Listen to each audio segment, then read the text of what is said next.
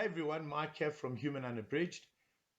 Thank you so much for tuning in if you're watching this video. And if you're a first time viewer, welcome. I hope you stick around.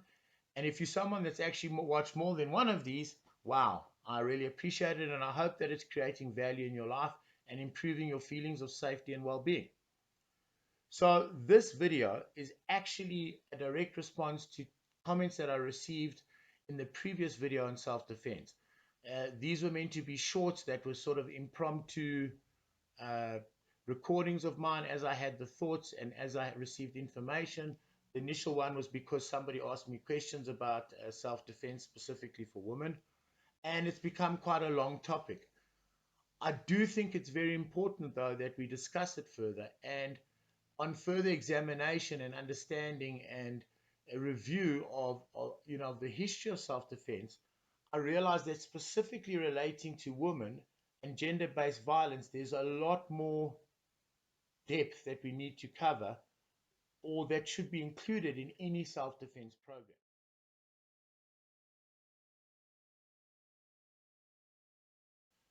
I would like to reiterate at this point that when I mentioned self-defense initially, I was really referring to the actual act of protecting oneself physically. Okay, a measure or a countermeasure, as the definition says, in order to protect oneself or one's interest, okay, that usually requires an element of legal force, okay, on your part. And the legal force would be directed at A, stopping the attack, or B, doing enough to escape the attack and get away. Okay. Let's talk about the first comment. The first comment was in relation to it's all well and good to do martial arts training and to understand the physicality of self-defense, but what about the mindset, the protective mentality, the knowledge that you need to have, the conceptual understanding of your world, the theories and the practices and the strategies that we can all use that have been used successfully to create security. And that was a very good comment. And yes, we're going to talk about that, but I'm going to mainly focus on the gender-based violence issue as well as the self-defense for women, especially because the comment I received was from my daughter, and we seem to have an environment that actually has incited or created a severe prevalence of rape. South Africa probably has one of the highest rape rates in the world per 100,000 people of the population it's usually measured. And when I say that, you've got to bear in mind that rape is one of the most underreported crimes because it's not easy for a woman to just go and report a rape. Okay, there are so many societal and legal and personal barriers between that victim of the crime and the actual reporting of it, and then the evidence process and all that surrounds that is also a very difficult situation.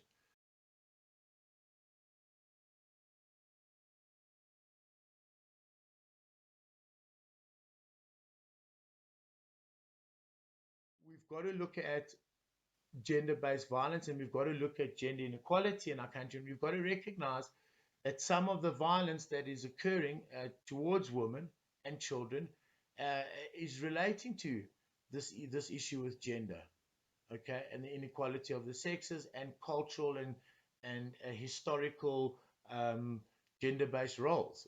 There is prejudice or a adverse mentality in some of us that is obviously creating this situation. Notwithstanding personal and situational issues and many other factors in violent crime, and specifically this kind of crime, which is quite often domestic violence or would fall in a domestic environment. So, first question, it's very simple, and the second question, to the extent that number one, the fundamental thing that you all need to do is continue going down the personal security road. Continue your journey with personal security. Really, personal security is what I refer to is really what other people may consider self-protection or self-defense. So personal security is your own individually generated unique shield, okay? That is acquired through innate abilities that we all have, and some learned skills that we can all learn, okay? And what you do is you create your very own fortress of well-being because you understand the principles, okay, of security, and it's personal. In other words, what I train should relate directly to you as an individual. So to quote Bruce Lee, accept what I give you that is useful, reject what is useless, and add what is uniquely your own. Then you make something that is entirely your own and that will work for you.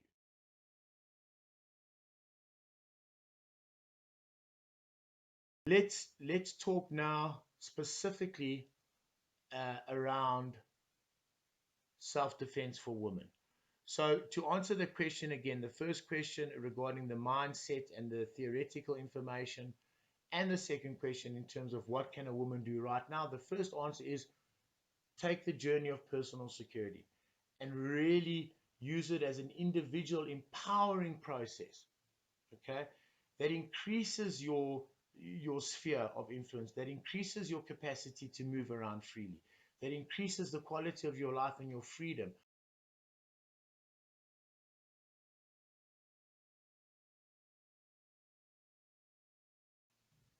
First of all, the physicality of self-defense.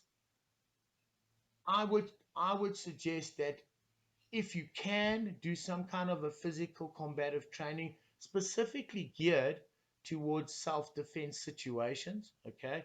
In other words, where there is a certain focus on, on understanding and delivering self-defense techniques in an adverse situation, okay, facing violence, okay?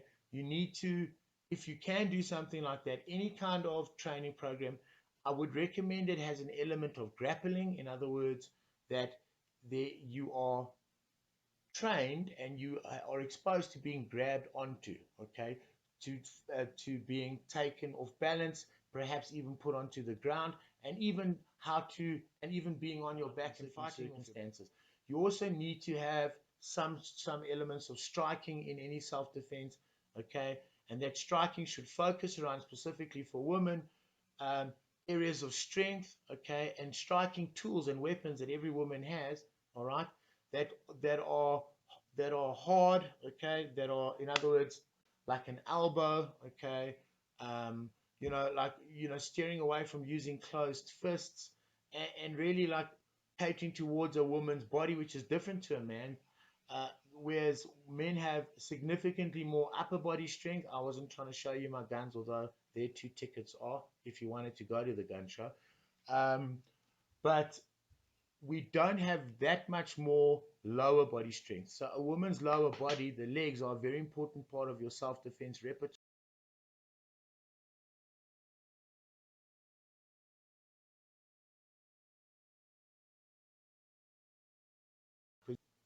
Before you even start down the journey of physical training, if you haven't already, first of all, think about those possibilities. Okay, in other words, first start the mental journey. In other words, you've got to ask yourself, what would I do if, or how would I respond if this happened to me?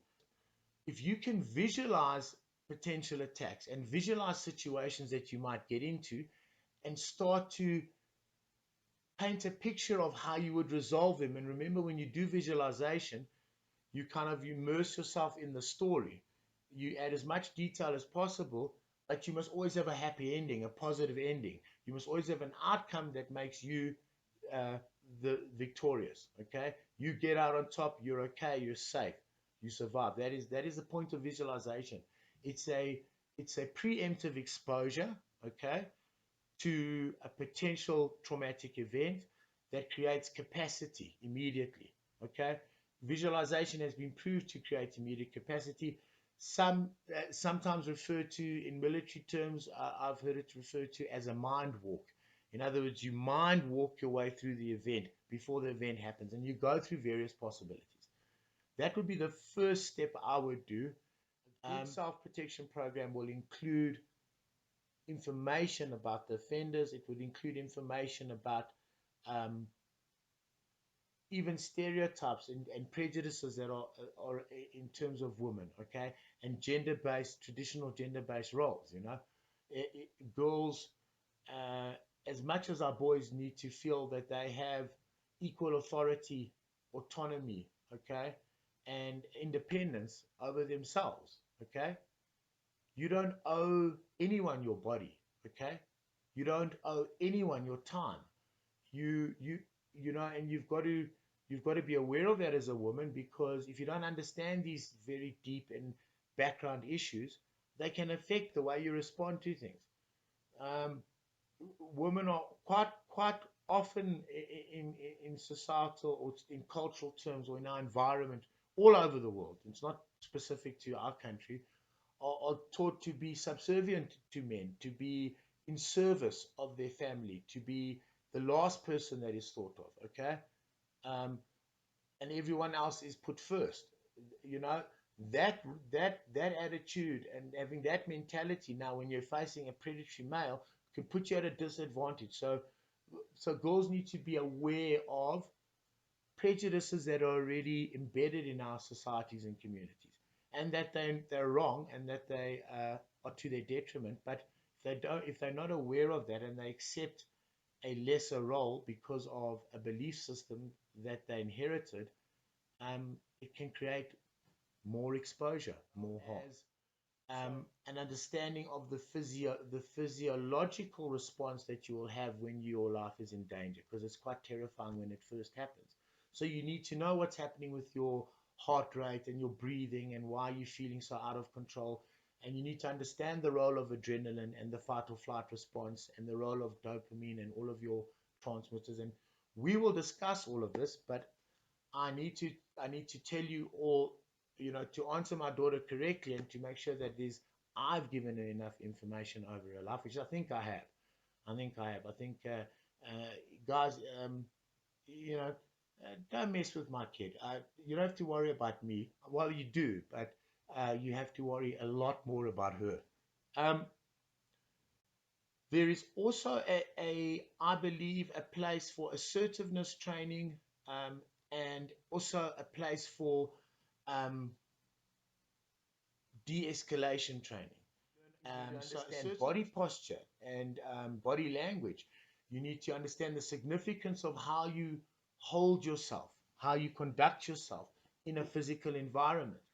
You've got to realize that the way you hold yourself in terms of body posture is also does create a predatory response. Okay, so you know, keeping your shoulders back and your chin up and your eyes up, okay, are very important. As a woman, need to also look at the kind of thing that will work for you, depending on what role you have in our community, what valuable role you're fulfilling in South African society today. Are you a school-going woman that's heading towards matric, that's still a student? Are you in university? How does that change your hours and your timing and your travel?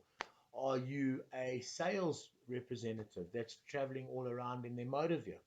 Okay, because then if you're in your vehicle a lot, you've got to look at what important security aspects of my car, of my vehicle, do I need to cover, including maintenance and including emergency assistance on the road. Okay, if you are a nurse or a doctor or a security officer, hello, fellow security officers, God bless you guys. Um, what does that do with your shift work? Do you have to leave home at night, early in the morning? How many taxis or what transport do you have to take to get to where you need to go? Do you have alternatives? Do you have people on the way, or people you can call for support? Have you got communication? If you're a doctor, you're exposed to different situations, potentially, than you would be, or if you're a nurse as well, where you've also got to deal with potentially hostile patients, and you've got to deal with trauma situations. You've got to deal with family members that can potentially be harmful. So if you're an executive of a large organization and you're running a business, ladies, then again, your profile will change, and you need to learn risk mitigating tools that will limit your exposure to harm and also the amount of damage that it does to you. Okay, you always want to try limit the likelihood of the event, okay, and the harm that it will do if it does happen. So all of these components should form part of women's self-defense.